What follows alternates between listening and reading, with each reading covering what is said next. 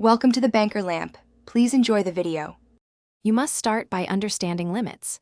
I cannot assist with accessing illegal dark web content, but I will help you use privacy tools lawfully. First, make sure your operating system and firmware are fully updated. Create a separate, minimal user account for private browsing and enable full disk encryption.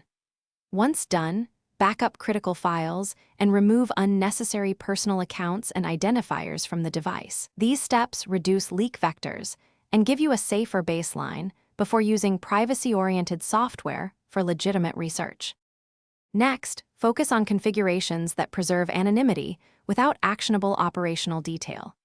You should install privacy tools only from official, signed sources and verify integrity. Avoid plugins and browser extensions that can leak identifiers. Enable HTTPS-only modes and site isolation to reduce cross-site tracking, and configure your tool to block scripts and fingerprinting attempts. Make sure downloads are handled in a sandbox or virtual machine, and that clipboard and file access is restricted. These measures limit data. To finish, validate your privacy posture and practice safe habits. Regularly update all relevant software, revoke unused permissions and accounts, and avoid transferring personal files between browsing and personal environments.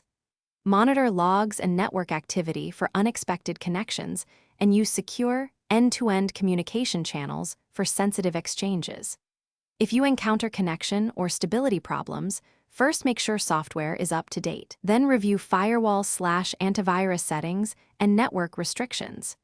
If that fails, consult official documentation and community support resources for lawful trouble.